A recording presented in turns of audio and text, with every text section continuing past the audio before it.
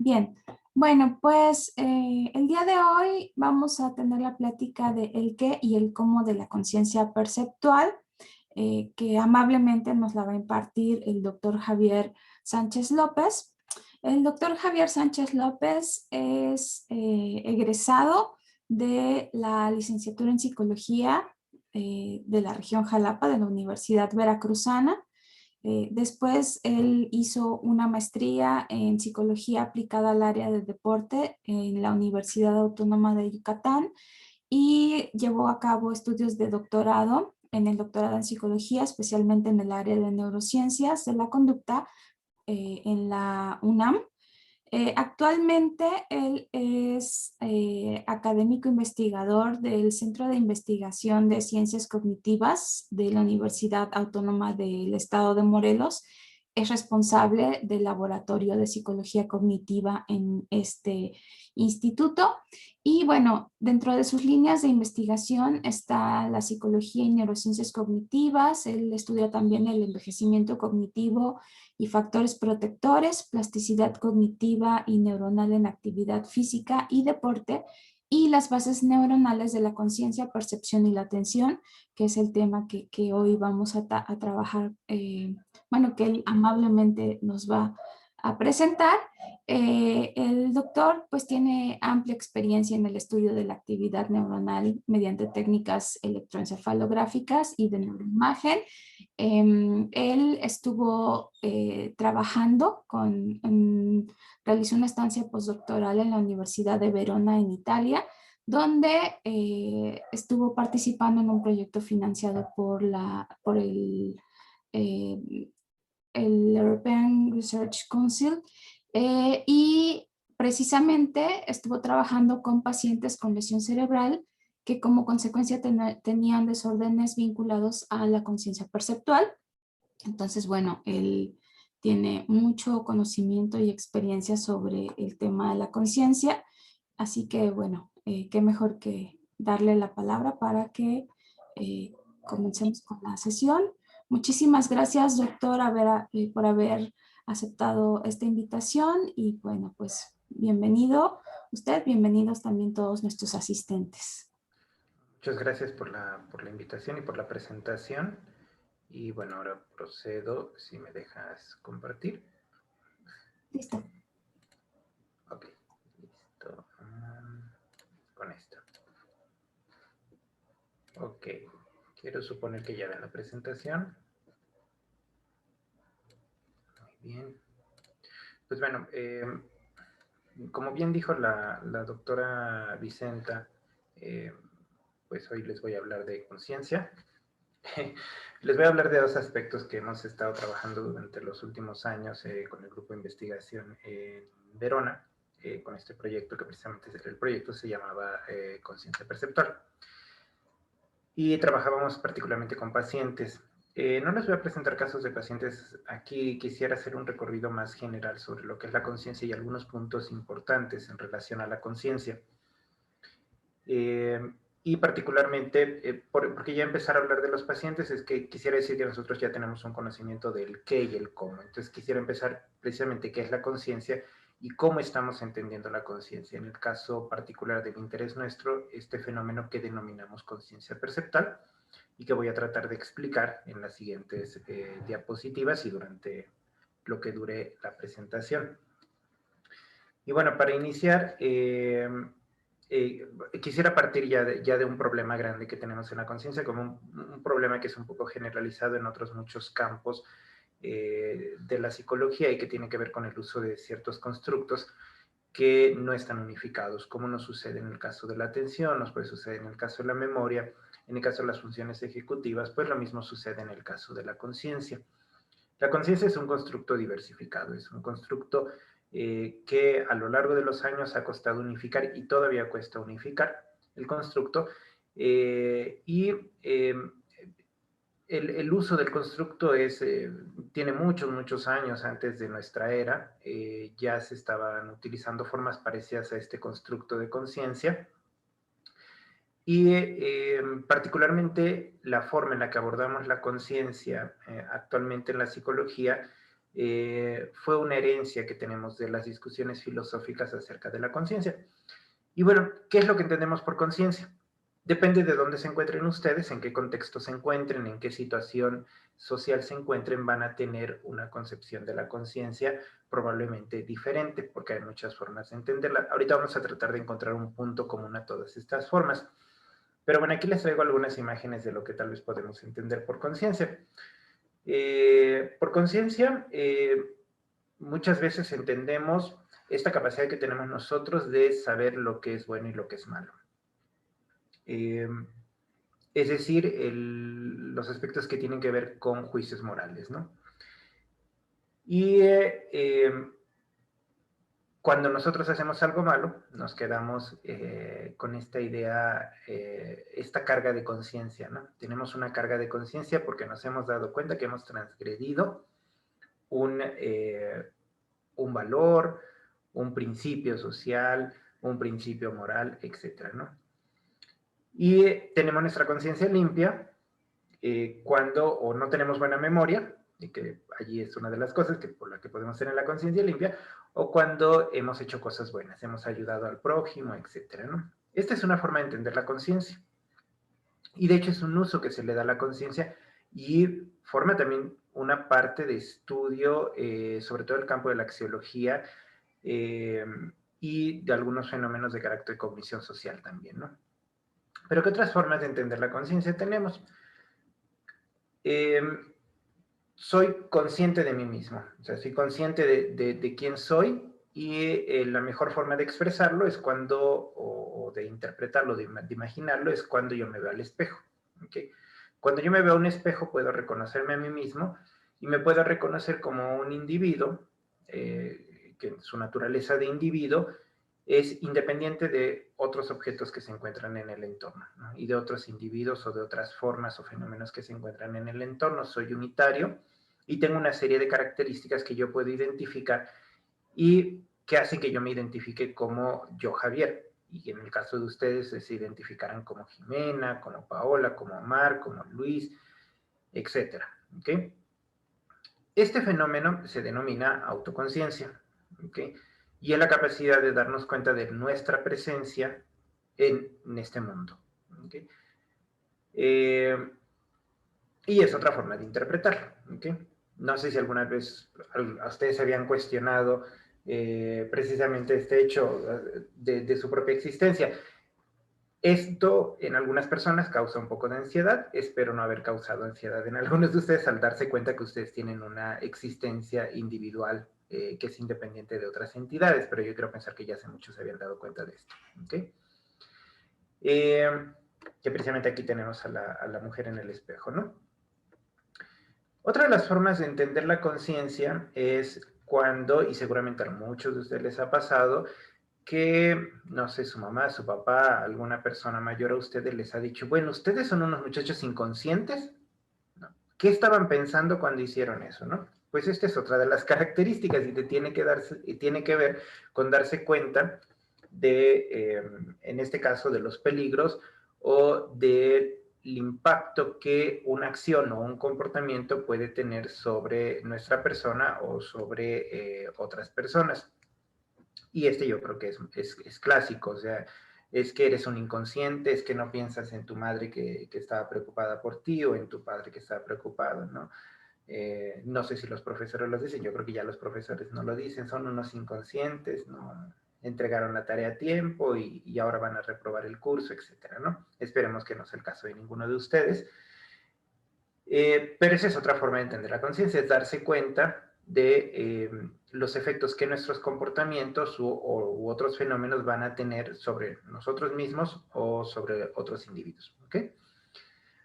Otra forma de entender la conciencia, y aquí nos vamos a ir alargando, porque en realidad hay mil formas de entender la conciencia, pero otra de las formas sí que nos vamos acercando a la que nos interesa, otra forma de entender la conciencia es un estadio en relación al nivel de vigilia en el que nos encontramos nosotros, es decir, cuánto somos vigilantes nosotros o cuánto estamos alerta durante el día o durante un momento en el día, ¿no? En el tiempo. Nosotros decimos, por ejemplo, perdón, que si ustedes abren el diario o ven el noticiero y van a las notas así policíacas y demás de la persona que se quedó inconsciente en la calle, ¿no? Se cayó y se quedó inconsciente, ¿no? O han escuchado de los deportistas que se quedan inconscientes, los luchadores, ¿no? Los boxeadores, por ejemplo, ¿no? Que se quedaron inconscientes después de un knockout.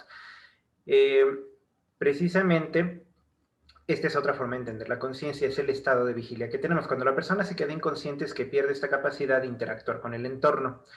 Tiene poca entrada sensorial o tiene bloqueada la entrada sensorial de tal suerte que no se da cuenta de lo que está sucediendo con el entorno y él no puede interactuar con el entorno o no es capaz de interactuar con el entorno.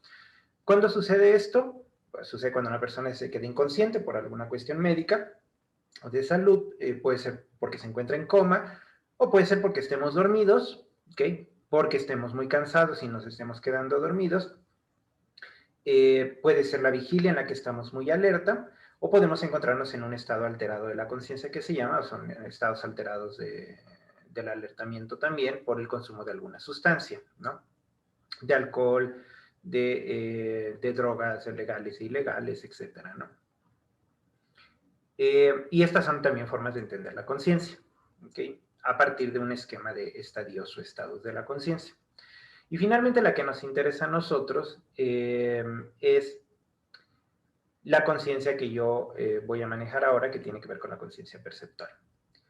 Básicamente la conciencia perceptual tiene que ver con el darse cuenta de los fenómenos internos o externos al individuo a través de mecanismos sensoperceptuales. Por eso se llama conciencia perceptual. En realidad todos los anteriores se refieren a mecanismos también sensoperceptuales. Algunos tienen elementos más cognitivos, otros menos cognitivos, pero todos tienen elementos sensoperceptuales. La conciencia perceptual puede ser una forma de definir globalmente el fenómeno de la conciencia. Y el claro ejemplo es cuando yo a través de mis ojos, por medio de mis ojos y de todo el sistema visual del que forman parte mis ojos, en el supuesto de que sean saludables, puedo observar una serie de cambios de luz en el entorno, ¿okay? Y esta serie de cambios de luz en el entorno, que es como nosotros interpretamos la realidad, que después se van a convertir en mecanismos perceptuales, se refieren, por ejemplo, a un gato, ¿okay? A la figura, forma de un gato, al contraste, a la luminosidad que tiene un gato en su naturaleza, fuera fuera en el mundo real, y que nosotros a través de una serie de mecanismos neuronales vamos a convertir en una representación mental a ese gato, ¿okay? Que pasará primero por un fenómeno sensorial, que es el fenómeno de transducción de la información lumínica a información neuronal, que puede ser interpretada por nuestro cerebro, y a partir de ella todo un mecanismo de percepción que tiene que ver con una serie de mecanismos de subjetividad que el individuo atribuye por su naturaleza de ser individuo y por la experiencia previa que tiene. Y por lo tanto es una representación de gato y entonces yo sé que lo que estoy viendo es un gato. ¿Ok? Y puedo nominarlo. O sea, no puedo no solo sentir al gato, o sea, sentirlo en términos sensoriales, sino también definir al gato, nominar al gato y establecer incluso una serie de categorías, después hacer una manipulación más de carácter cognitivo respecto al fenómeno gato, en este caso. Y esto lo vamos a entender como conciencia perceptual. Ahora bien, todas estas son formas de entender la conciencia. No sé si ustedes lograron identificar cuál es la cosa común entre todas estas formas de comprender la conciencia. Yo sí, porque preparé yo la presentación. Entonces yo sí sé cuál es la respuesta a esto. Pero a lo largo del discurso que di, la forma común a todos estos fenómenos es el darse cuenta y el conocer. Precisamente la conciencia es esta capacidad del darse cuenta y el conocer. ¿Okay?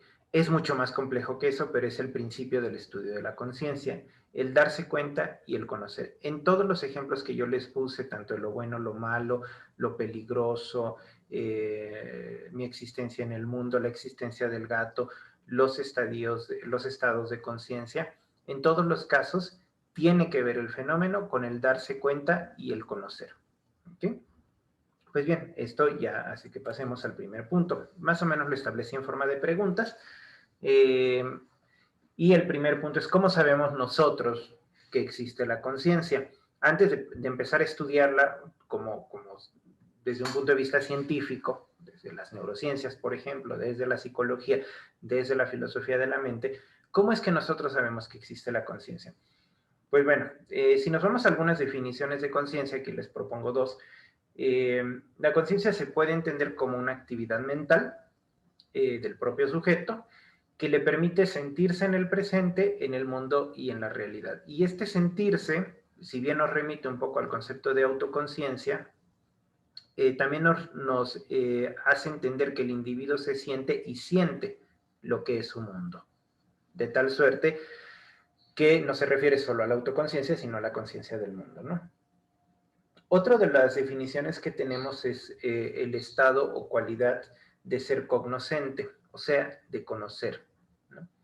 ¿Qué es lo que conocemos? Es un objeto externo o interno al individuo, al propio organismo. Y se entiende en estos términos, como bien lo dije al inicio, estado o cualidad. ¿Okay? En realidad son las dos cosas y vamos a tener tantos estados conscientes como interacciones o experiencias vamos a tener con la realidad, ya sea el objeto o el mundo interno nuestro. Nosotros podemos ser conscientes tanto del gato como les decía, pero otro ejemplo de conciencia es ser consciente de que me duele el estómago, por poner un ejemplo, ¿no?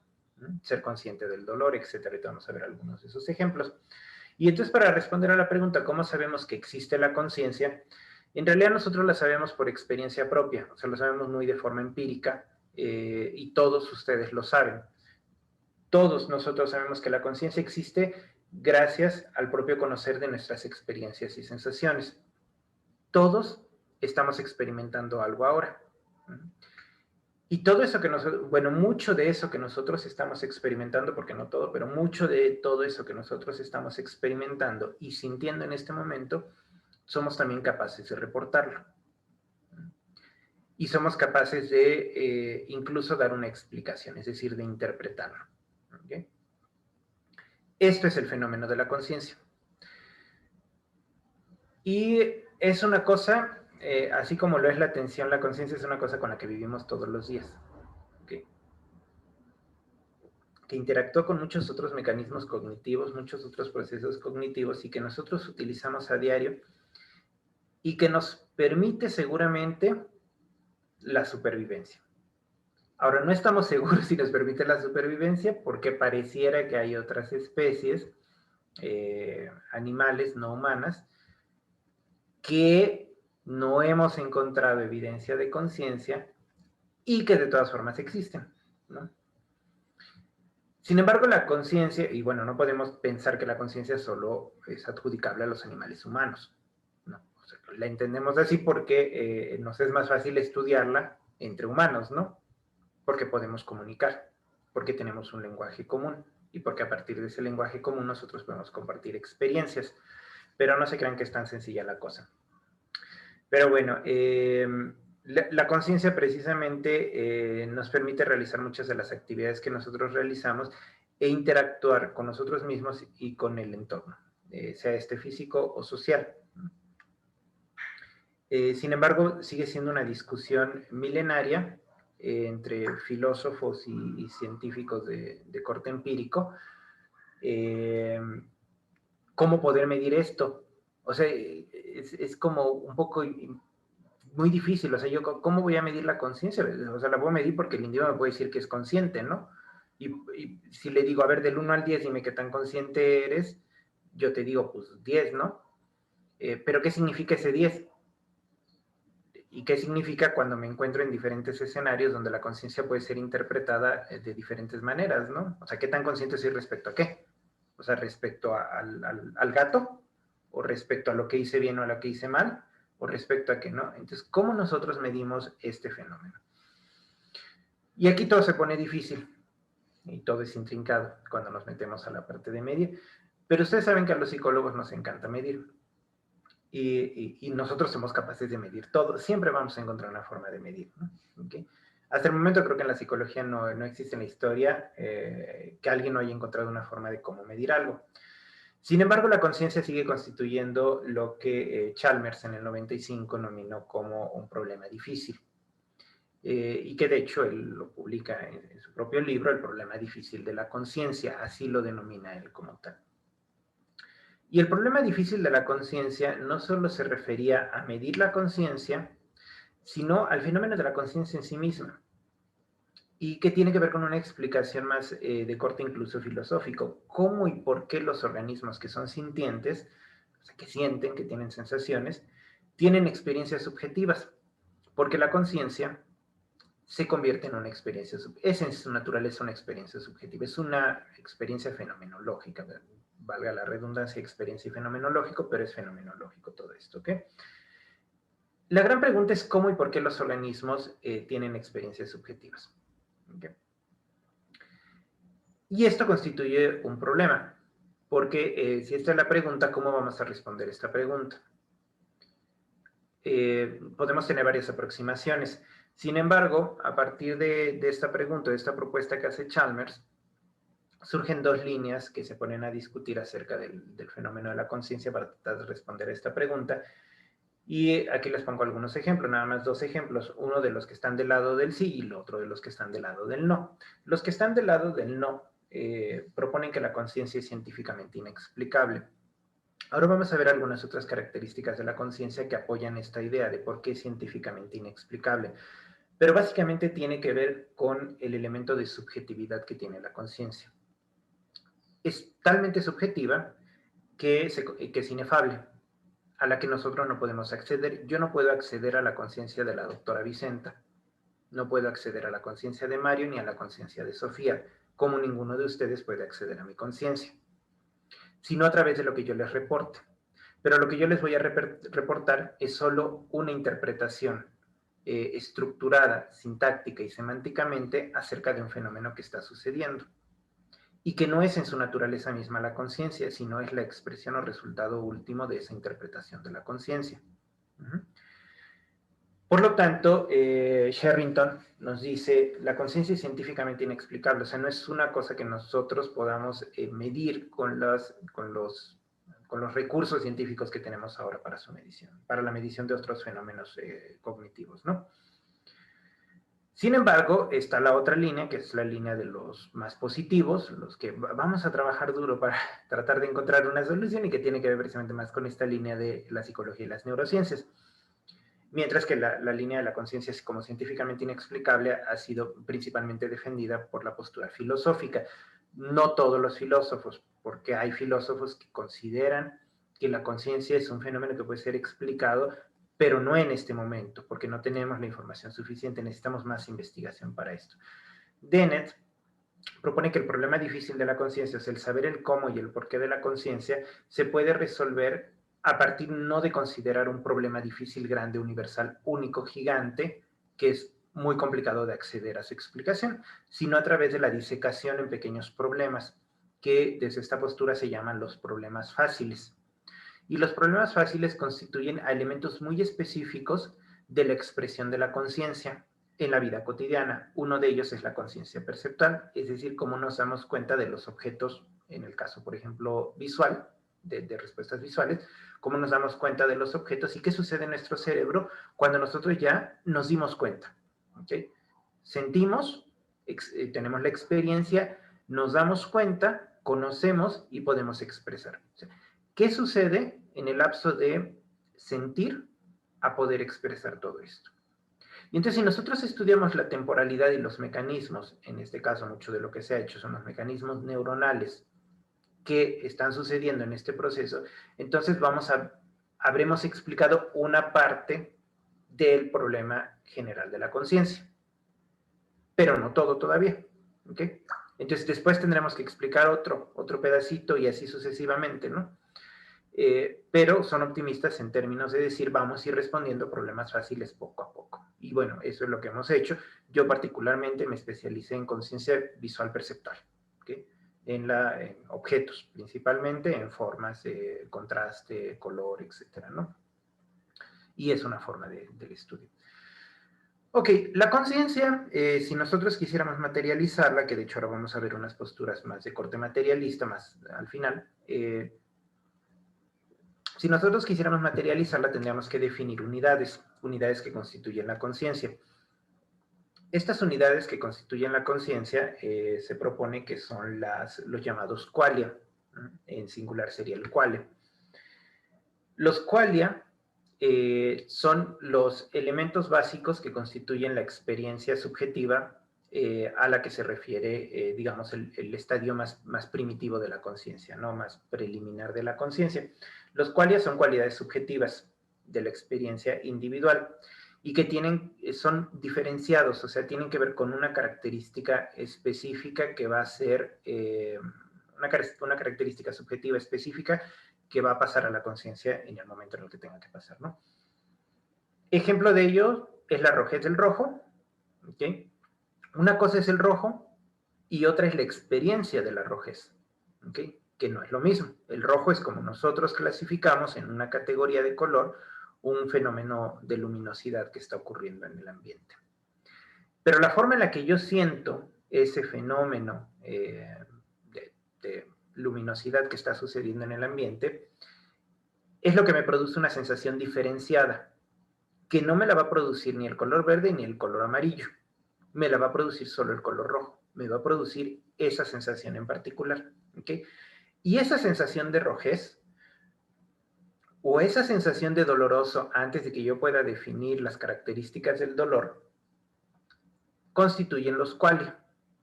¿Okay? Los qualia tienen algunas características. La primera propiedad o característica de los qualias es que son intrínsecas de la experiencia misma. Dependen de la experiencia y dependen del objeto que está produciendo esa experiencia en el individuo. ¿Okay? Puede ser un objeto material físico como tal, pero también pueden ser objetos inmateriales, por llamarlos de alguna forma, que serían los pensamientos, por ejemplo. Yo me puedo dar cuenta de los pensamientos. No son completamente inmateriales los pensamientos, pero tampoco hemos llegado a ese punto, ¿no? Ya, yo acá en mis ideas materialistas, ¿no? Pero bueno, les decía que tiene una propiedad intrínseca de la experiencia, es intrínseco a la experiencia misma, depende de ella y es específico, ¿ok? Otra de las características es que es privada. Ante la presencia del rojo, yo y otra persona y yo, no sabemos si estamos sintiendo la misma rojez o si la rojez que yo siento es diferente a la rojez que está sintiendo el otro. Eso no lo vamos a saber. ¿Okay? Y esto nos lleva a la tercera característica, que es inefable. ¿Okay? Es decir, es privado porque esa rojez va a suceder solo para mí y es inefable porque el otro no puede saber cómo está sucediendo esa rojez en mi interior. ¿Okay? Espero no estar siendo demasiado metafísico. Si estoy siendo demasiado metafísico, díganmelo, que intentaré ser menos metafísico. Pero esta es una característica que es importante, y ahora lo vamos a ver por qué es importante esta característica de los qualia como unidad básica. Porque en la propuesta que vamos a ver más adelante de Bloch, esto constituiría la primera fase del mecanismo de la experiencia subjetiva y por lo tanto de la conciencia. Y la conciencia no solo entendida como el conocer de forma que nosotros podamos expresar, sino de conocer a través de la misma sensación. O sea, la misma sensación ya nos permite conocer, sin que necesariamente tengamos que llegar al acceso a la información interpretativa de la conciencia. Nosotros el rojo lo conocemos antes de que se llame rojo, antes de que digamos rojo. ¿Okay? Esto es a lo que quería llegar. ¿Okay? Y no es el conocer solo en términos explícitos de cómo lo entendemos para la escuela, ¿no? De poder verbalizarlo, expresarlo y sacar 10 en un examen, ¿no? O sea, nosotros podemos conocer antes de expresarlo. Y también conocemos cuando lo expresamos, no niego lo otro tampoco, pero hay varios estadios en los que conocemos. Por eso es importante que tengamos claro esto y bueno, los cuales las vamos a entender como las unidades mínimas, como las unidades de cualquier otro organismo o sistema. Si queremos materializar a la conciencia, entenderemos que los qualia son esas unidades mínimas. Y precisamente este era el modelo del que les quería hablar. Ahora, la conciencia nos permite interpretar, yo creo que la respuesta es sí. Ya se las digo, yo hice la presentación nuevamente, se los repito, yo hice la presentación y casi todas las respuestas son sí a estas preguntas. ¿Que la conciencia nos permite interpretar? Sí, pero bueno, hay que explicar por qué nos permite interpretar. Un poco por lo que ya les había dicho, porque nosotros conocemos a través de la experiencia, de la sensación, etcétera, Y también conocemos cuando somos capaces de expresar esa experiencia. O una parte de la experiencia que es en realidad lo que nosotros expresamos a través de la generación de códigos comunes que nos permiten esa expresión entre individuos de la misma especie. Sin embargo, Bloch, para resolver un poco este problema de encontrar los límites, más o menos, entre aquello que sería puramente sensación, pero que continúa siendo conciencia porque es una experiencia, y aquello que sería propiamente la declaración explícita de un fenómeno experiencial, Bloch propone que existen dos estadios de la conciencia que pudieran existir temporalmente, o sea, sucede primero uno y sucede después el otro, pero no necesariamente en algunos modelos más actuales sobre diferentes procesos cognitivos que pueden suceder en paralelo. Pero nos dice que para la conciencia ocurren como mínimo dos cosas. Uno que se denomina conciencia fenoménica, que estaría muy vinculado a los qualia, y otro que se denomina acceso a la conciencia. La conciencia fenoménica es precisamente en su naturaleza pura los qualia, que sería la experiencia de que hay algo, de que sucede algo, de que hay un fenómeno. Es subjetiva, está principalmente anclada al mundo de las sensaciones, por eso está muy vinculada a los qualia, y muy vinculada obviamente a los órganos de las sensaciones y a la sensación en sí misma, como ver, oír, oler, sentir, dolor, etc., ¿no? Unas frases que nos ayudarían a entender esto en términos de experiencia esto es como, si quisiéramos verbalizarlo, pero no podemos verbalizarlo porque precisamente lo que no tenemos aquí es el acceso, que es el siguiente paso, pero si quisiéramos entenderlo en términos de pregunta, ¿qué se siente ser un? ¿No? Y esto nos permitiría entonces tratar de generar una idea. En realidad el que se siente ser un, nosotros nada más podemos interpretarlo en términos de construcciones mentales que podemos hacer. Nunca podremos saber qué se siente ser un nada. Ser un pájaro, ser un gato, ser un murciélago, que es el ejemplo clásico, eso no se puede saber. ¿Okay? Pero el murciélago sí lo sabe, que se siente ser un murciélago, y yo sí sé que se siente ser un Javier. Este Javier en particular, ¿no? Porque hay miles de Javieres en el mundo. Y esta, entonces, conciencia fenoménica tiene mucho que ver con los qualias, es más de carácter privado, etcétera, como habíamos visto en la naturaleza de los qualia. Pero existe el otro fenómeno del que hemos estado hablando y que tiene que ver con el acceso a la conciencia, y es al que normalmente nosotros nos referimos en la vida cotidiana, es decir, a esta capacidad de conocer explícitamente. Este es un transmitidor de uso libre del razonamiento, utiliza el razonamiento, los pensamientos para su expresión, y está relacionado con el control racional directo de la acción que nosotros generamos para expresar el fenómeno que vivimos según nosotros como consciente. Básicamente, o sea, en términos muy simples, pudiéramos pensarlo como la capacidad que nosotros tenemos para decir que el rojo es rojo, que la rojez es roja, que la rojez es el color rojo. Okay, ahí está correcto. Que la rojez que yo siento es el color rojo. Okay, cuando yo establezco a través de una serie de códigos, en este caso lingüísticos, que el rojo es lo que estaría representando la experiencia que yo tengo y que la comunico. El acceso a la conciencia, mientras que la conciencia fenoménica es difícil de estudiar porque es privada e inefable, el acceso a la conciencia pareciera más fácil de estudiar, pero también es difícil de estudiar porque es promiscua. ¿Y qué quiere decir con eso? Ya sé que ustedes muchos están pensando que es promiscua por varias razones, pero bueno, es promiscua en el sentido de que comparte o utiliza mecanismos de otros procesos cognitivos que pueden estar sucediendo al mismo momento que está sucediendo el fenómeno consciente, porque este no sucede solo. Entonces, es promiscuo, en el ejemplo que les ponía del lingüístico, es de la expresión o la verbalización del color rojo, es promiscuo porque hacemos uso del lenguaje. Y ya no solo es conciencia, es también lenguaje. ¿Sí? Y puede ser promiscuo porque muchas veces la conciencia sucede al mismo tiempo que la atención. La mayoría de veces sucede al mismo tiempo que la atención. Y entonces sigue siendo promiscuo. Es promiscuo porque sucede al mismo tiempo que la memoria, y es promiscuo porque empieza a suceder al mismo tiempo que otros muchos procesos. Y esto hace difícil disecar la conciencia, esta forma de conciencia de otros procesos. ¿Okay? Por eso es promiscuo. Sin embargo, nos permite el control y la comunicabilidad, lo que nos permite compartir y lo que nos permite ahora, en este momento que lo estamos haciendo, en esta reunión virtual, poder comunicar con los otros. ¿Okay? Otra de las preguntas, ¿existen los estados de conciencia? Yo al inicio de la presentación les dije que sí existen los estados de conciencia. ¿Cuál es la idea clásica que tenemos de los estados de conciencia?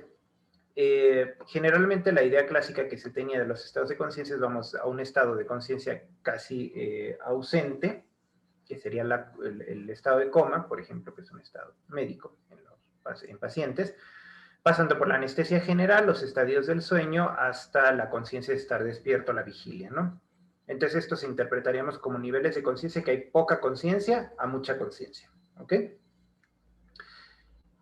Sin embargo, actualmente sabemos que no necesariamente es así. No todo es estadioso en términos graduales, porque pensemos específicamente durante los sueños, durante el sueño, los sueños, o sea, las ensoñaciones. Durante los sueños tenemos ensoñaciones que son procesos conscientes. Nosotros somos conscientes de eso. No somos conscientes de otros fenómenos sensoperceptuales que están ocurriendo en el entorno porque tenemos una inhibición de estos procesos sensoperceptuales y motores del entorno, pero sí podemos ser conscientes de lo que está sucediendo durante las ensoñaciones. Entonces no podemos catalogar el estadio de sueño como un estadio de menor estado de conciencia respecto a un estado de vigilia, porque en las ensoñaciones nosotros tenemos una participación activa, no física ni sensoperceptual, pero sí tenemos una participación mental activa. ¿Okay? Y si la conciencia es un fenómeno mental, pues quiere decir que hay ahí un alto nivel de conciencia. Los estados alterados de la conciencia no podemos saber si tenemos más o menos conciencia porque son estados alterados de la conciencia, como por ejemplo durante el consumo de algunas drogas que van a producir efectos particulares, como pueden ser alucinaciones, delirios, etcétera, estos fenómenos, y que tienen una característica muy particular. Ahora, la respuesta a esta pregunta es sí existen estados de conciencia, pero no necesariamente están graduados en términos de mayor o menor conciencia, sino de las características que los constituyen, y por eso les pongo aquí estas redes que parecen telarañas, ¿okay? Que no nos vamos a poner aquí a ver con detalle, pero donde para cada una de los estados o de las situaciones que podamos definir, por ejemplo, las ensoñaciones durante el sueño REM, vamos a encontrar una serie de niveles que son referidos a fenómenos, por ejemplo, sensoperceptuales, a fenómenos motores, a fenómenos mentales, a fenómenos de cualquier otra naturaleza que a ustedes se les pueda ocurrir, y en función de eso vamos a tener más o menos, que va a ser específico para esta situación en la que se encuentra el individuo. Que no va a ser igual cuando el individuo se encuentra, por ejemplo, en sedación por propofol, ¿no? Cuando se encuentra en sedación, el individuo va a tener respuestas de otro tipo y de nivel consciente que van a ser diferentes a las del sueño. ¿Okay? Y lo mismo para otros fenómenos, estados vegetativos. Aquí tenemos emergencia de estados mínimamente conscientes, etcétera, ¿no? Aquí vemos varios ejemplos y vemos que por cada uno de los ejes se va distribuyendo una medida específica que se refiere al nivel de conciencia en esa categoría o en esa dimensión específica para esa situación, ¿okay? Que va a ser multidimensional en su naturaleza. Entonces, bueno, esta es una de las cosas que actualmente han cambiado, porque bueno, clásicamente todavía desde un punto de vista médico seguimos entendiendo que alguien que está en coma está en un estado mínimo de conciencia, casi ausente de conciencia, ¿no? Se sigue entendiendo también en términos médicos y que esta categoría ayuda también para un poco evaluar el curso que va a tener el paciente en coma, ¿no? Okay. Otra de las preguntas, si es un fenómeno mental y los que nos dedicamos a la neurociencia nos encanta poner también todo en el cerebro. Pero pues desde los últimos años estamos poniendo todo en el cerebro y resulta que hemos encontrado explicaciones que pueden ser bastante adecuadas. Tal vez después descubramos que no era el cerebro, que eran las uñas de los pies, pero pues al momento tenemos algunos siglos para ocuparnos del cerebro y estudiarlo porque es muy complejo en su naturaleza el cerebro. Pues existe un área cerebral o cortical para la conciencia y aquí todo se empieza a volver otra vez complicados. Lo que ocurre en el cerebro para ser conscientes qué áreas están involucradas, qué es imprescindible que ocurra y en qué secuencia, todavía no lo sabemos exactamente. Tenemos algunas ideas. Aquí les pongo un ejemplo de Demerzi en el 2019 que publican este artículo, donde establecen un patrón de conectividad. Conectividad es una de las tendencias que hay actualmente en las neurociencias y que entendemos a las funciones más como procesos que dependen de una conexión efectiva y funcional entre diferentes áreas del cerebro que dan como resultado la emergencia del fenómeno cognitivo que nos interesa, en este caso la conciencia. Entonces la conciencia, aquí lo que podemos ver, de fondo no sé si alcanzan a ver, es un cerebro, ¿okay? La corteza básicamente del cerebro, y tenemos varios puntitos grises que se refieren a varias regiones de interés que corresponden a áreas cerebrales. Y las líneas rojas y azules se refieren a la conexión en términos de coherencia, o sea, cuánto es coherente, las diferentes áreas durante un fenómeno que ellos definieron como consciente, respecto a un fenómeno, a un patrón de lo mismo de conectividad que no es consciente o inconsciente en este caso. Como vemos, pues cuando somos conscientes hay mayor conectividad entre diferentes áreas respecto a cuando no somos conscientes. ¿Okay? ¿Y qué nos dice esto? Pues nos dice todo y nada, porque básicamente lo que nos está diciendo es que se conectan un montón de cosas cuando somos conscientes y muchas menos cuando no somos conscientes. ¿Pero qué se conecta? ¿Quién sabe? Esto nos permite responder a la pregunta, ¿existe un área cortical para la conciencia? No. O sea, nos dice que hay muchas y que tienen que estar conectadas, ¿no? Para esto. Sin embargo, es un punto importante que vamos a ver en algunas de las teorías que se proponen, pero bueno, algunos estudios han intentado disecar algunas áreas que estarían mucho más involucradas a fenómenos específicos de la conciencia, por ejemplo, a la autoconciencia o a la teoría de la mente. Vamos a encontrar áreas como la corteza prefrontal temporal, la corteza temporal y la amígdala, ¿no? Que parece que participan en estos procesos de conciencia. Regiones posteriores y basales, las regiones más de atrás de nuestro cerebro y de la base del cerebro, estarían involucradas en conciencia de dominio específico, como puede ser la conciencia perceptual, de lenguaje, memoria, reconocimiento de objetos, rostros, formas, etc. Los circuitos tálamo-corticales, que es la conexión del tálamo hacia la corteza, que hay muchos circuitos, conocimiento y experiencia consciente, y que tiene sentido porque tiene que ver con las entradas sensoriales que se llaman bottom-up, de abajo hacia arriba o de afuera hacia adentro, ¿okay? Y vinculada con otros fenómenos, por ejemplo, con la atención, la corteza parietal posterior, el pulvinar, etc. ¿no? Entonces aquí son algunas de las áreas que se proponen que serían específicas para fenómenos conscientes específicos. ¿Okay? Sin embargo, seguimos sin resolver el problema, ¿no? O sea, ya podemos decir que parece ser que para que yo tenga conciencia perceptual visual, necesito el sistema visual. Esto me parecería bastante claro, ¿no? Pero en qué momento o en qué punto emerge la conciencia, ese es el problema a resolver, ¿no? Pues bueno, aquí les traigo este ejemplo, me gusta mucho, es un trabajo hecho por Koch en el 2016, en la que van comparando condiciones de experiencia no experiencia, que les platico algunas aquí. Aquí, por ejemplo, son rostros que no son claros, respecto a rostros que son un poquito más claros, es decir, se pone una máscara que los hace ver como borrosos a los rostros. Y entonces se le preguntaba al individuo cuando tenía la experiencia de haber visto el rostro que cuando no tenía la experiencia de haber visto el rostro. ¿Okay? Y el individuo decía sí, no, y comparamos entonces estas dos condiciones y en el contraste de esta comparación nos da que tenemos áreas visuales que se activan, tiene sentido. Tenemos áreas ventrales que se activan, tiene sentido porque las áreas de reconocimiento de rostro se encuentran aquí, que es el giro fusiforme. ¿Okay? Y áreas frontales para el reconocimiento, áreas de la cisura media, rolándica, ¿okay? Que probablemente están más vinculadas con la respuesta de decir sí o no. ¿Okay? Y estas son las áreas que encontraron que se activan selectivamente para cuando será consciente. Hacen lo mismo, pero ahora ya no le piden la respuesta al sujeto. Nada más, utilizando ya el patrón que habían tenido, le muestran una serie de figuras, interpretan que algunas sí las vieron y otras no las vieron, y encuentran los mismos resultados, excepto por el área que se activaba en la cisura, en el surco, encuentran siempre áreas visuales y de reconocimiento. Después hacen esto con sujetos que estaban durmiendo, individuos que estaban durmiendo, individuos que estaban con los ojos cerrados, pero despiertos. La experiencia de los individuos con los ojos cerrados, pero despiertos, pues es no veo nada, ¿ok?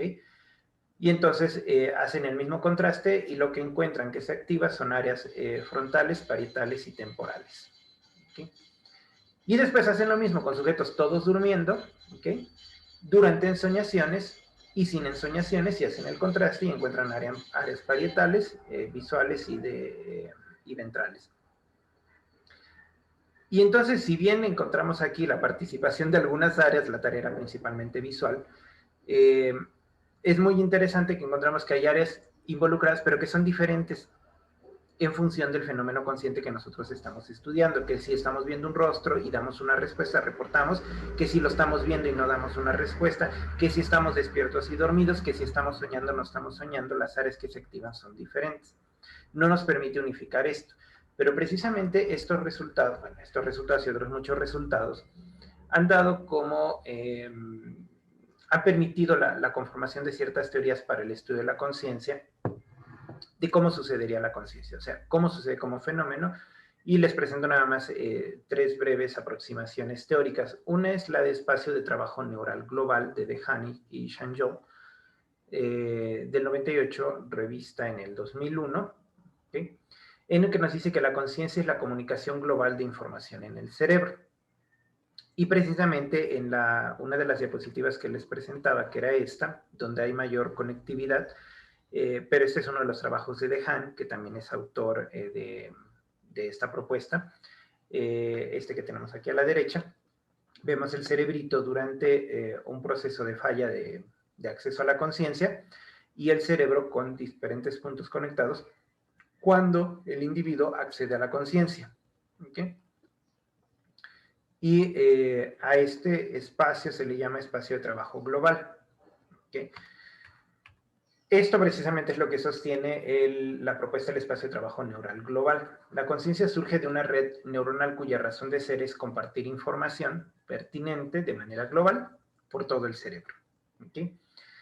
La conciencia selecciona, amplifica y propaga los pensamientos relevantes. Ese es el objetivo de la conciencia y va a suceder a través de estas conexiones. Y estas conexiones van a suceder en un conjunto especial de neuronas que van a difundir estos mensajes conscientes entre las distintas áreas. Va a haber respuestas de feedback entre las áreas que van a permitir que se vaya integrando esta información y emerja como tal lo que definiríamos como proceso consciente. Este es muy general y nos dice mucho sobre la importancia que tienen las redes neuronales. Sin embargo, no nos habla sobre la especificidad. De hecho, Tononi y Edelman en el 98, que proponen la hipótesis del núcleo dinámico, ellos proponen dos aspectos que son fundamentales. Si bien comparten la idea de que hay una comunicación entre diferentes áreas cerebrales para que suceda el fenómeno consciente, esto tiene como base o como fondo dos fenómenos que son la diferenciación y la integración. Por lo tanto, la conciencia va a ser información integrada. El primer criterio que tiene que cumplir es que tiene que ser diferenciada, o sea, tiene que ser de contenido específico. Y de contenido específico quiere decir que tiene un origen sensoperceptual o mental, como tal. Es decir, va a ser diferenciado lo visual de lo auditivo, de lo gustativo, de lo táctil. Cuando esto sea así, se va a integrar cuando sean multimodales o intermodales, ¿ok? Y este carácter que va a tener unitario, que lo va a diferenciar, cuando se integra, es lo que va a permitir que dé como resultado la conciencia, ¿ok? Y va a converger en una experiencia única que va a ser coherente. Esta integración tiene que ser coherente. Entonces, esto explicaría en parte por qué cuando estamos estudiando diferentes fenómenos de la conciencia, como puede ser dormido, despierto, visto, no visto, escuchado, no escuchado, vamos a encontrar redes diferentes que se estarían activando o redes diferentes, pues sería precisamente explicado por la diferenciación, que es una de las características necesarias de cada uno de estos sistemas para que emerja la conciencia.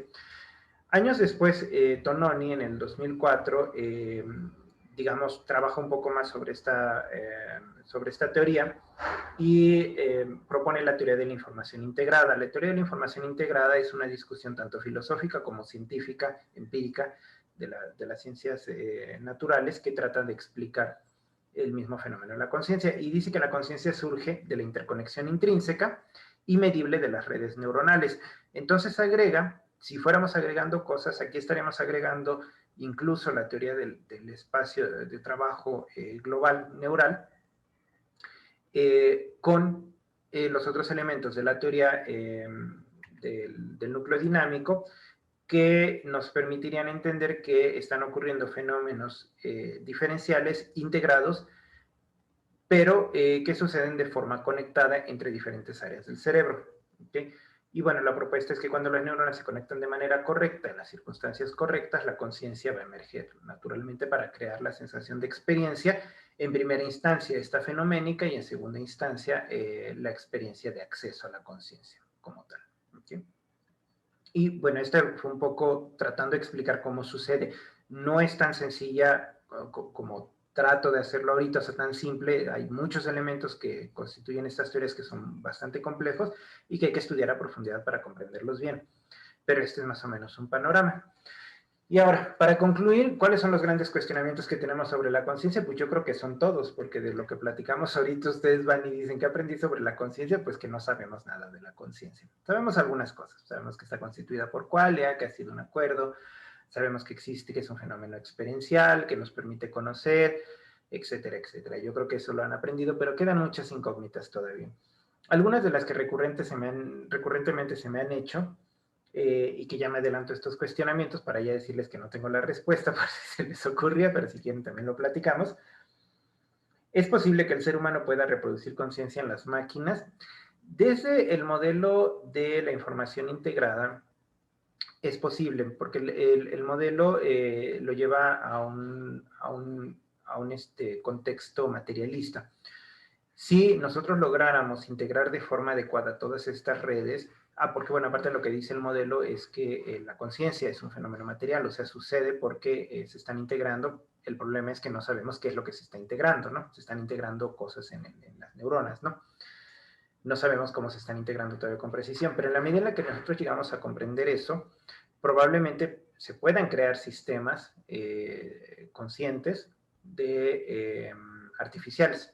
No, y bueno, yo creo que el camino se está yendo por allí a través de la inteligencia artificial y demás, pero todavía no lo logramos.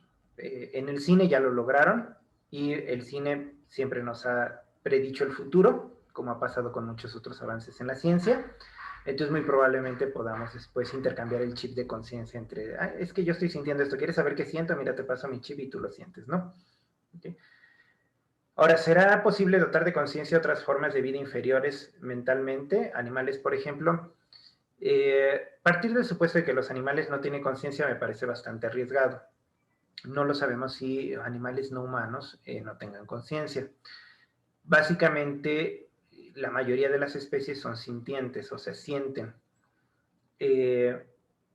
Y se ha encontrado en algunas especies de animales no humanos esta capacidad de controlar su propio comportamiento en circunstancias que no pueden ser explicadas filogenéticamente, ¿no? O sea, pareciera que el individuo animal no humano, pudiera dar respuestas muy particulares a ciertos fenómenos que nos hacen pensar o nos sugiere que tienen alguna forma o algún estilo de conciencia.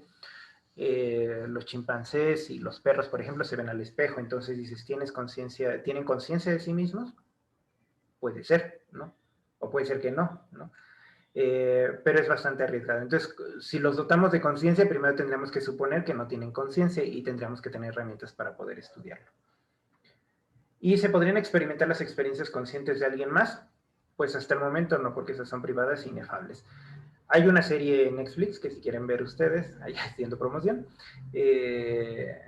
seguramente algunos de ustedes han visto, se llama The Black Mirror, y ellos hacen una propuesta de que sí se puede compartir las experiencias conscientes de alguien más a través de dispositivos de inteligencia artificial, ¿no?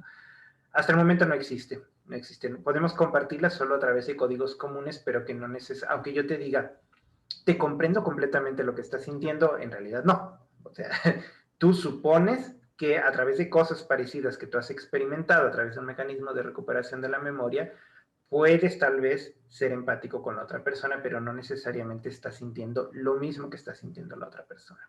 ¿Ok? Y esto va a ser únicamente relevante para el individuo que lo está sintiendo. Nosotros solo podemos ser empáticos, que constituye un fenómeno que lo estudia la teoría de la mente, ¿no? Y bueno, estas son algunas de las interrogantes que normalmente hacen y me adelanté a responder preguntas, pero si tienen alguna pregunta, yo termino aquí mi intervención y podemos platicar si quieren comentar algo, preguntar algo. Obviamente que yo lo pueda responder, cosa que veo muy poco probable, pero lo intentamos responder juntos. Muchas gracias, doctor. Pues si hay alguna pregunta o comentarios, puede ser que los escriban en el chat o si gustan abrir su micrófono, adelante. Mari. Helen. Hola, doctora Vicenta, buenos días. Muy interesante toda esta parte y finalmente ver que somos inconscientes de la conciencia. Yo solamente tengo una pregunta. Hace ratito me llamó la atención algo que el doctor decía acerca de que, por ejemplo, la diferencia, ¿no? Entre, por ejemplo, estar consciente en un nivel mínimo cuando estamos durmiendo a estar consciente cuando se aplica una sustancia química como una anestesia, por ejemplo. Entonces, mi pregunta directa sería, cuando se le administran a un paciente o a un sujeto sustancias químicas, se producen reacciones distintas en los procesos bioquímicos que inciden en la conciencia? Okay, buena pregunta, Mario. No sé si te tendría una respuesta clara. Evidentemente, cuando se nos administra algún tipo de anestesia, cualquiera que sea esta, va a generar una serie de cambios químicos, particularmente neuroquímicos. ¿Okay? Estos cambios neuroquímicos van a generar, a su vez, una serie de respuestas a nivel cerebral, neuronal, diferenciadas que van a tener un impacto sobre el estado consciente del individuo. De tal suerte que sí, no es lo mismo estar dormido, en términos también neuroquímicos, a estar bajo el influjo de una anestesia, como veíamos en el ejemplo que supongo al que te refieres, era el ejemplo del primero que había hablado, de las redes, esas que parecen telarañas, y en las que vemos que hacia estar dormido hay cierto grado de conciencia en algunas dimensiones, mientras que en la anestesia hay cierto grado de conciencia tal vez en otras dimensiones que no son las mismas, y van a haber fenómenos diferenciales. Pero sí, los procesos neuroquímicos que se generan durante el sueño no son los mismos que generan la anestesia, aunque algunos se pueden parecer, pero no son los mismos. O sea, las vías y los procesos que suceden no son iguales y tendrían que tener un impacto sobre las dimensiones de conciencia específicas a las que estaría, digamos, por decir, afectando, por usar alguna palabra. Muchas gracias, doctor. Espero más o menos haber explicado, no soy experto en anestesiología, pero sí en aspirinas y ácido salicílico cuando me duele la cabeza, ¿no? Muchas gracias. De nada, gracias a ti. Gracias. ¿Alguien más que tuviera algún comentario, alguna pregunta?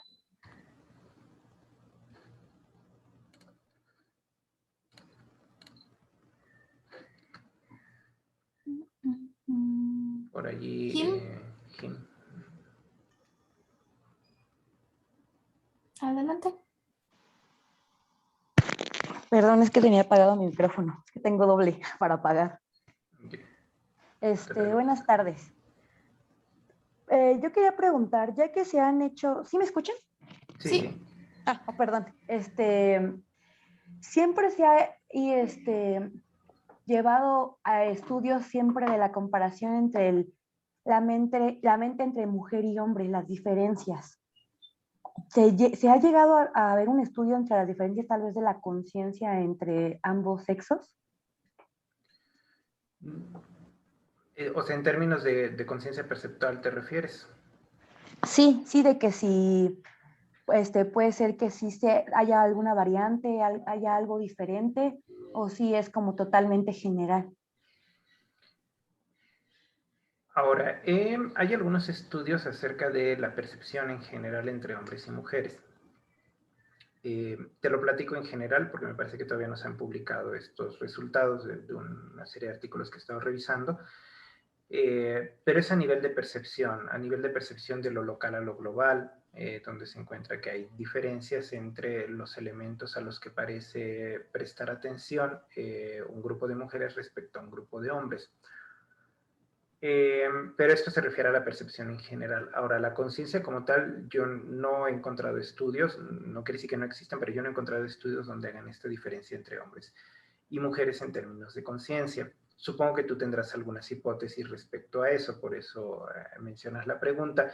Yo no estoy tan seguro, porque debemos entender que todos los procesos cognitivos que nosotros tenemos en este momento, que yo, Javier, tengo en este momento, son resultado de una serie de experiencias, bueno, de ciertos procesos filogenéticos que he heredado de la especie a la que pertenezco, pero también de una serie, y lo más importante, una serie de experiencias que yo he tenido a lo largo de la vida, de tal suerte que mi cerebro y mis procesos cognitivos se han modificado en función de lo que yo he experimentado, de dónde he vivido, de lo que he comido, de lo que he socializado, de lo que he aprendido a lo largo de la vida. Y esto me va a hacer un individuo único, como los va a hacer individuos únicos a cada uno de ustedes. Y estos estudios, desde mi muy particular punto de vista, donde comparan procesos cognitivos entre hombres y mujeres, tienen un sesgo importante por el contexto sociocultural donde se desarrollan. No es lo mismo crecer hombre que crecer mujer aquí en México, en India, en Estados Unidos, en cualquier otro lugar, o en un momento histórico. Ha habido periodos donde se dan más oportunidades a unos que a otros, donde se han destinado, porque así se ha creído, que hay tareas específicas para hombres y tareas específicas para mujeres, que esto inevitablemente va a modificar el cerebro y los procesos cognitivos. Entonces, ¿cuánto saber que esto es porque tu naturaleza es ser mujer o porque tu naturaleza es hombre? ¿O cuánto saber que esto ha sido una modificación que se ha producido por la interacción que el individuo, hombre o mujer, tiene en un contexto sociocultural donde hombres y mujeres se ven como entidades separadas que tienen funciones específicas dentro de la cultura? A mí siempre yo tomaré con cautela un poco estos estudios donde tratan de encontrar diferencias a nivel cognitivo, porque muchas de estas diferencias pueden estar explicadas por la interacción del individuo con su entorno. Pero para ser específico y responder a tu pregunta, yo no he encontrado, no he leído estudios donde lo hagan específicamente sobre conciencia entre hombres y mujeres. Pero tal vez si hay más específicos, como te he dicho, sobre percepción, sobre capacidades atencionales, o si queremos hablar de otros tipos de conciencia, desde el punto de vista moral, sobre el establecimiento de juicios morales, etcétera, ¿no? Tal vez sí por ahí hay más literatura, ¿no? Que sí puede haber diferencias. No sé si respondí, Jim, y no sé si Sí, se dice muchas. Jim o se dice Jim. O Sí, Jim. es Jimena, sí, muchas gracias. Bueno, no sé si pueda agregar otra pregunta. Sí, y también si quieres comentar, soy curioso porque hacías la pregunta de la diferencia entre hombres y mujeres, no sé si tú tienes una hipótesis por ahí. Pues prácticamente como lo comentaba, más que nada por las cuestiones del ambiente, socioculturales y todo eso, ya que por ahí escuché, no recuerdo bien en dónde, que por ejemplo los grandes científicos llegaron a ser lo que fueron en todo estado porque hubo alguien que se ocupara de las necesidades que ellos tenían. O sea, por ejemplo, decían que si Albert Einstein no hubiera tenido quien le hiciera la comida, quien lavara su ropa o algo así, tal vez no se hubiera dedicado a estudiar a fondo lo que él estudió. O sea, realmente escuché por ahí igual que si las mujeres no tuviéramos esa obligación social que nos ponen de que nosotras tenemos que cuidar a los hijos, hacer de comer, hacer todas las labores del hogar, nuestra conciencia podía estar enfocada en otras cuestiones. Seguramente se puede destinar tiempo a otras experiencias que pueden ser igualmente enriquecedoras, ¿no? O enriquecedoras de un punto de vista diferente, dependiendo de la elección, en el caso de que exista la elección de cada individuo de tener un proyecto de vida particular, ¿no? Yo en particular, yo cocino y lavo mi ropa, pero y todavía me dedico a la ciencia, pero bueno, creo que sí, o sea, hay muchas variables, muchos factores. Aparte también hay que tomar en cuenta que hay diferencias individuales, específicas, genéticas de los individuos, y pues parece ser también que Albert Einstein tenía unas capacidades particulares, ¿no? No todo precisamente debido al ambiente, o sea, él tenía como Marie Curie las tuvo en su momento también, ¿no? O sea, una capacidad extraordinaria, y ella, aparte de ser una gran científica, también fue madre, ¿no? Y esposa, ¿no? Con una vida bastante complicada para su época, pero bueno, no fue, ¿no? Entonces también son mentes por ahí particulares que se estudian. Pero querías hacer otra pregunta, Jimena. Sí, bueno, igual, no sé, es que entré tarde a la reunión, pero no sé si abordó que si es innato, se nace con esto o igual por el ambiente, por todos los factores se va desarrollando. Bueno, parece ser que como especie nosotros tenemos una predisposición a generar estos estadios, este fenómeno de conciencia, como tenemos la predisposición para la atención, para otros muchos procesos, memoria, etcétera. La conciencia evidentemente se va nutriendo y se expresa en la medida en la que el individuo experimenta, ¿okay? Y empieza a diferenciar. Cuando yo empiezo a diferenciar la rojez de la verdez, de la negrez, de otros colores, en esa medida en la que yo empiezo a interactuar con el entorno es que yo puedo generar conciencia de los objetos existentes en mi entorno, pero pues es una combinación de ambas cosas, ¿no? Tanto de un proceso que existe y que hemos heredado de nuestros ancestros a lo largo de miles y miles de años, y de la interacción que nosotros tenemos con el entorno, ¿no? Y que seguramente se va modificando en la medida en la que los sistemas sensoperceptuales se van modificando con el cambio sobre todo del uso de herramientas que tenemos los seres humanos, que es una característica particular, ¿no? Y que esto hace que se modifique. De tal suerte que podemos escribir en el teléfono touch sin ni siquiera ver, por ejemplo, el teclado, que ya no existe físicamente porque es todo una pantalla plana, que la sensación es la misma, pero nosotros podemos desarrollar esta capacidad de escribir sin ver. Yo no puedo, o sea, lo digo en general, pero yo no puedo, o sea, siempre escribo mensajes rarísimos que luego nadie entiende, pero bueno. No sé si respondí a tu pregunta. Sí, bueno, esto igual lo hacía la pregunta porque, por ejemplo, había visto estudios de niños ferales que se desarrollaron en un ambiente salvaje. O sea, tal vez ellos no tenían pues no hubo quien les enseñara, tal vez, que nada más estaban concentrados en lo que veían. Entonces, como no veían que alguien se preguntaba qué era, sino él sabía que era, no sé, parte de los lobos, parte de lo que veía en su entorno. O sea, tal vez no era innato, era más por el ambiente. Mami. Quiere participar tu hijo también. Sí. Ya también son bienvenidos a estas pláticas, si les interesan, obviamente.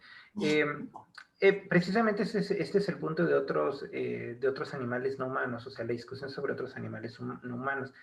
El hecho de que no, o qué es lo que sucede cuando no interactúo con otros individuos humanos, cuando no interactúan, una de las principales características es que no desarrollan el lenguaje o los códigos lingüísticos que nosotros tenemos y que se desarrollan eso socialmente porque nosotros los aprendemos, sino que desarrolla otras formas de comunicación con las especies con las que está en interacción.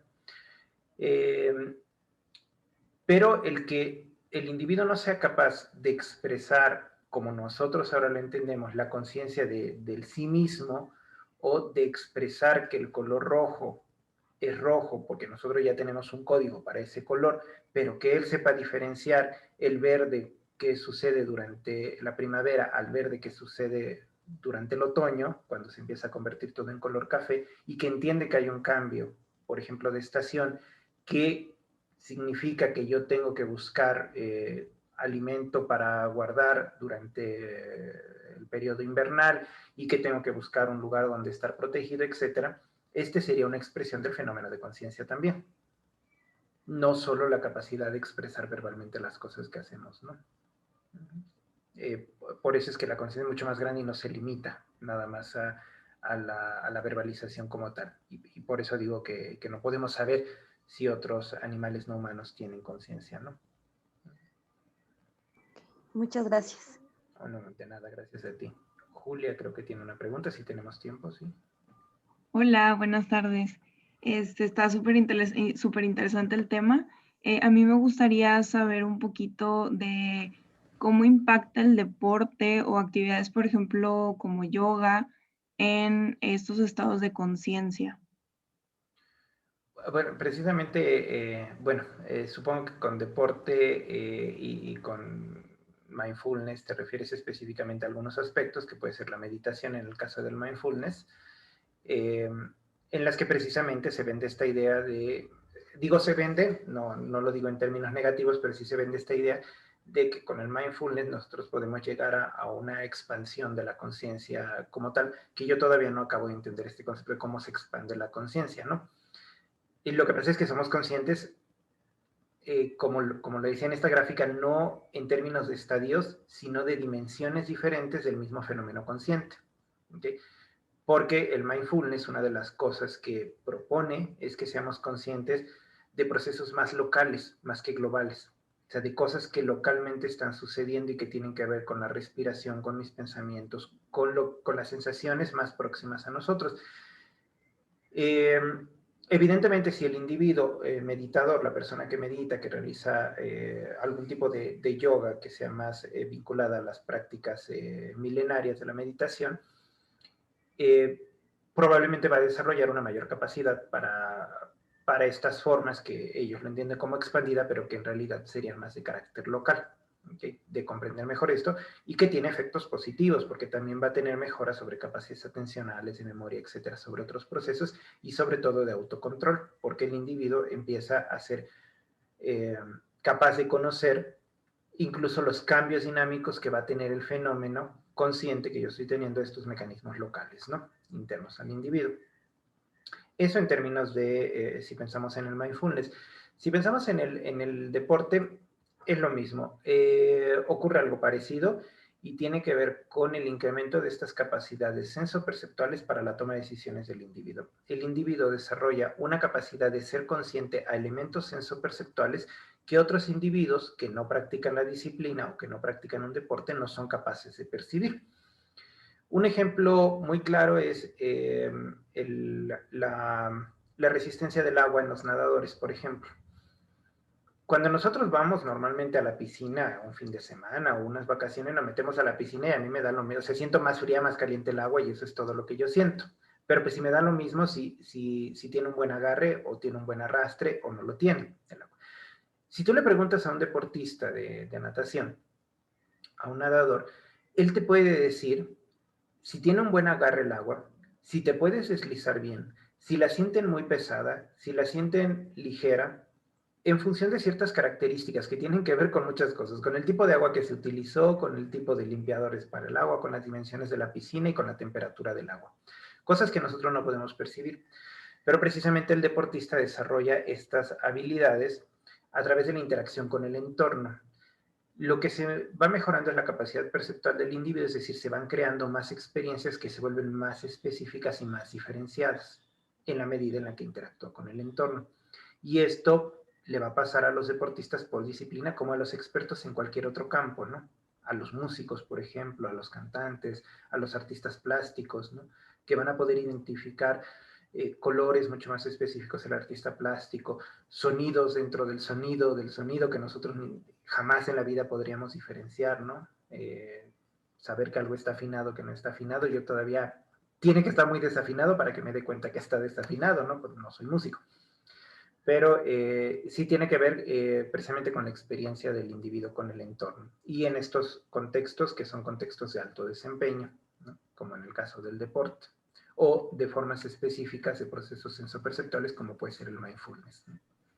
Excelente, muchas gracias. No, muchas de nada. Gracias a ti. Por ahí alguien escribió en el chat, dice, ¿se podría decir que la conciencia se puede transferir durante el embarazo, desde el embarazado al feto? Y que ese trauma influye de forma inconsciente en la vida de vigilia del niño después de que nació. Bueno, la conciencia es, nuevamente, si volvemos a la idea original de la conciencia y a la que es, digamos, aceptada hasta ahora, la conciencia es privada e inefable. Lo que resulte de ese proceso consciente de la madre y que se puede expresar en emociones que tengan un efecto sobre su fisiología y después un efecto en los estilos de crianza, ya es un fenómeno que va a ser consecuencia de algo más que está sucediendo, pero no necesariamente la conciencia.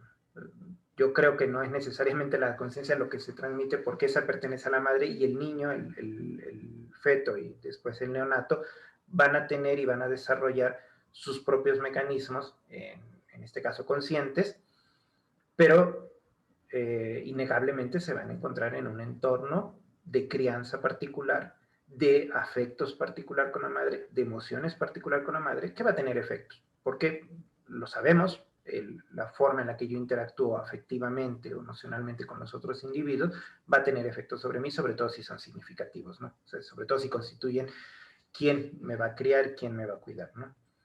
Pero no es necesariamente un fenómeno de transferencia, ¿no? de la conciencia como tal, dado que la conciencia es inefable, ¿no? Y bueno, Vicenta, levantaste la mano, había otra pregunta. Sí, con respecto a esto, por ejemplo, como que hay varias hipótesis acerca de cómo afecta eventos previos al nacimiento en el desarrollo posterior y, por ejemplo, una hipótesis que podría explicar bastante bien tiene que ver con las hormonas que se segregan, por ejemplo, como consecuencia del estrés, de entornos con muchos patógenos, no nada más físicos, sino también psíquicos, que afectan al cuerpo de la madre y que en respuesta afectan el proceso de desarrollo de el feto o del bebé y que no nada más se quedan al momento del nacimiento, ¿no? O sea, al final nacemos con una maquinaria biológica que es nuestro cuerpo y en particular nuestro cerebro que va a tener la capacidad de adaptarse, pero que al final esa maquinaria biológica pues va a funcionar de cierta forma dependiendo de las características que traiga de inicio, ¿no? Sí, sí, hay muchos fenómenos perinatales que no tienen solo que ver con las características genéticas hereditarias del producto, del feto, que después va a ser el neonato y el bebé, sino también de lo que está sucediendo en el entorno. Eso es innegable, ¿no? Y de hecho, por eso se llaman factores perinatales. De los menos estudiados, precisamente como lo dice Vicente, de los menos estudiados son los psíquicos. O sea, los que más se han estudiado son los físicos, como el consumo de fármacos, etcétera, o la enfermedad que pueda tener la madre, no sé, hipotiroidismo, presión arterial, etcétera. Pero fenómenos psíquicos yo creo que he estudiado menos y cómo afectarían, ¿no? Pero sí, esos serían los factores, más que una transferencia propia de la conciencia como tal, que no lo logramos hasta ahora. Les digo, pero en la ciencia ficción sí existe. Helen dice, se enriquece la conciencia en la medida en la que se brindan experiencias diversas en el entorno al sujeto. No sé si la palabra correcta sería enriquecen, pero sí, la conciencia cambia, como esto que decía, se expande, si queremos interpretarla de alguna manera, o se vuelve más diferenciada, que yo creo que sería el término más correcto para referirnos a ella. Se vuelve más diferenciada la conciencia en la medida en la que el sujeto vive o experimenta más de forma repetida una situación o un entorno, ¿no? Y esto va a tener efecto no solo a nivel de conciencia, sino a nivel de los otros procesos con los que promiscuamente se relaciona la conciencia. La atención, la memoria, la percepción, la sensación, el razonamiento, el lenguaje, etc.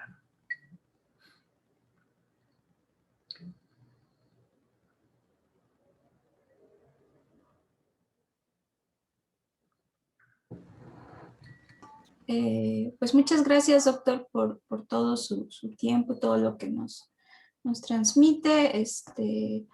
Agradecemos mucho en especial porque pues, son temas que de repente no son muy comunes de revisar, incluso como en la formación del psicólogo, ¿no? Y que al final pues son procesos complejos que depende de ellos nuestra subsistencia en el ambiente, ¿no?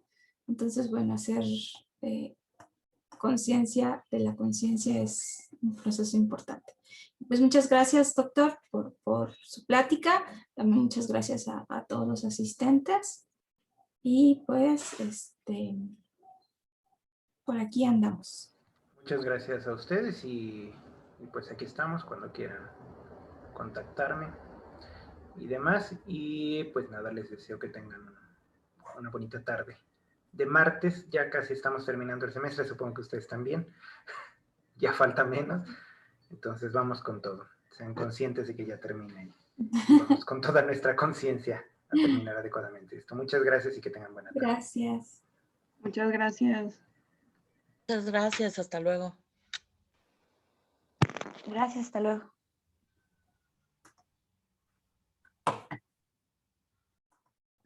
Muchas gracias, hasta luego. Hasta luego. Gracias, buena tarde a todos.